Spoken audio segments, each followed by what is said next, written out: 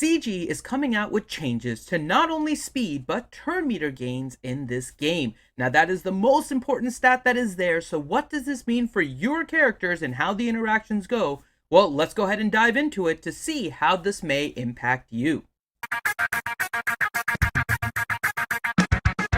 Hey everybody, Finity from Reality Skewed Gamers here, and I am here to go through with you the changes that are coming to speed and turn meter. Now, if there are changes to numbers, you know that I am going to be interested in it, so we're going to jump into a little bit about what the impact is going to be of speed and turn meter changes to your characters. Now, CG did say something that I find is pretty accurate, which is that this is not going to be a huge change to a lot of teams. There are only a few circumstances that really allow for multiple characters to be at 100% or more at the same time. But they happen to be really common characters and those that we use in things like GAC, so the impact is potentially there. So we're going to talk a little bit about what this means for your characters and what you could do to prepare for it. So we have this post by CG that goes through in some detail about what the changes are. Now I'm not going to read all of this, it is linked down below if you do want to go to it, but the ultimate thing is that they added a new stat called Overflow. Now Overflow is a back-end stat that is going to be used in order to differentiate some of the speeds. So the overflow stat is potentially going to be important when you try to calculate out different things.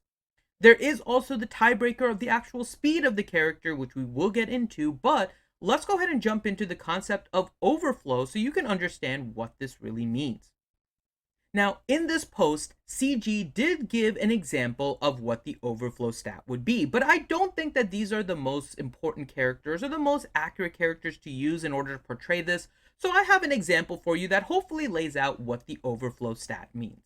So we're going to start out with two fairly common teams that maybe you're familiar with here. We're going to have a team on the left of Emperor Palpatine lead with Darth Vader, Thrawn, Grand Moff Tarkin, and TIE Fighter Pilot. And on the right, we're going to have the team of Rex lead with Echo, Fives, Clone Sergeant, and ARC Trooper. Now this is a team that is designed purposely by me because it helps to illustrate what's really happening with the overflow.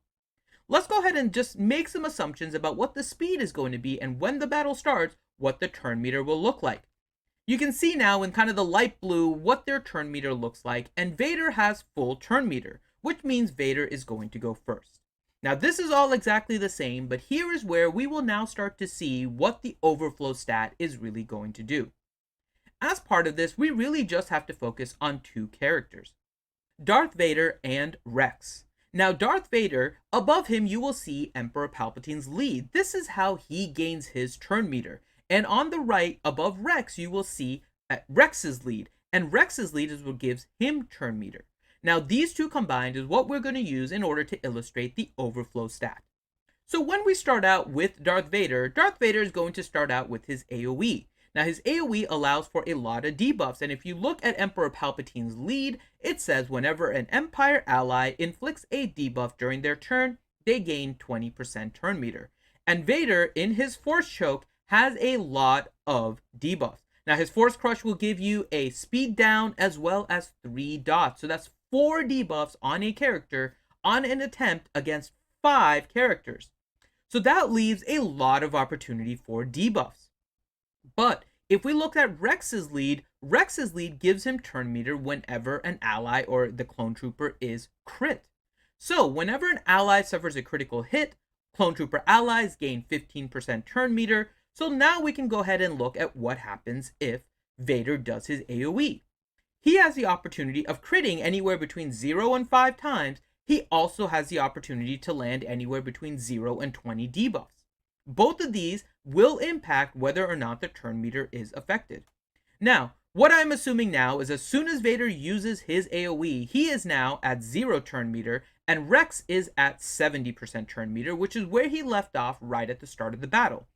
So Vader goes and he does his AoE, and now we have to see what the impact is. Now I'm going to go through a few scenarios here, so hopefully you can understand where the impact of overflow is and how this will look different to you compared to what it is now. Let's go ahead and jump into the first scenario, where we assume that Vader crits on 4 of the clone troopers, and he lands 4 debuffs in total. Let's just say he hits one character with 3 dots and another one with another dot, right? He gains 4 debuffs in total. So Vader gains 80% turn meter because 4 debuffs land. With Palpatine's lead, he gains 20% turn meter for each of them, so his turn meter bar goes to 80%. However, Rex, his team got hit with 4 crits, so his leader ability then takes a hold, and now all of a sudden he is gaining 60% turn meter. When you add that on top of his already 70% turn meter, he ends up at 130%. Where previously you would only end up with this 100%, he now has that additional 30 listed as an overflow. But with this situation, Rex is at 100%, Vader is at 80%, you are not going to really see the difference, right? It's still, Vader does not have 80%, so Rex is going to go next, right? Let's go to the next situation, where now Vader only crits once, but he lands 6 debuffs. So when he lands 6 debuffs now, he's going to gain 120% turn meter, which means that now his turn meter is going to be 100% with 20% overflow. With only 1 crit, Rex is only gaining 15% turn meter, which means that he is only going to be at 85% turn meter. So once again, you can see that the overflow stat is there. However, it is not really taking a hold because Vader is at 100% turn meter, Rex is at less than 100% turn meter, so of course, Vader is going to go next. So now we're going to get into the situation where both of them have overflow turn meter.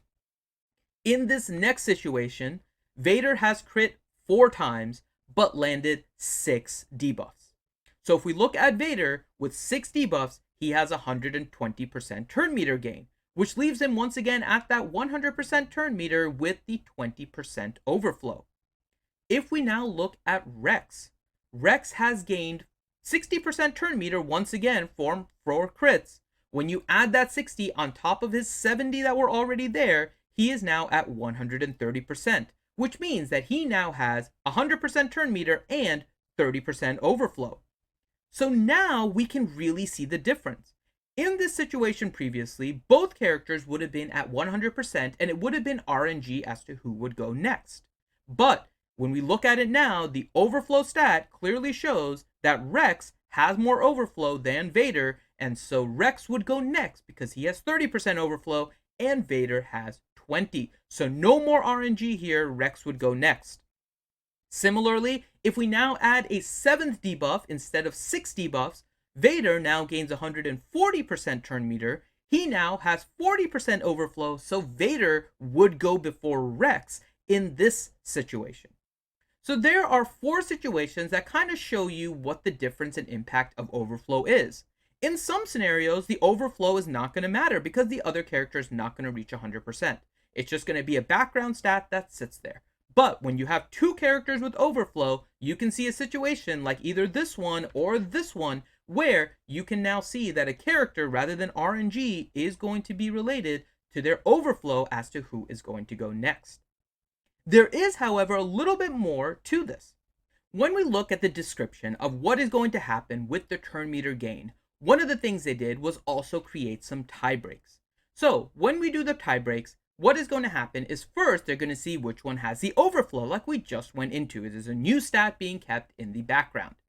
The next thing they're going to do is actually look at the speed of the characters. So for those of you wondering whether or not your Han is going to go first or the other Han's going to go, now speed is going to be key because a bonus turn fills up their turn meter to 100%, which means that you're going to have a tie on the overflow of 0.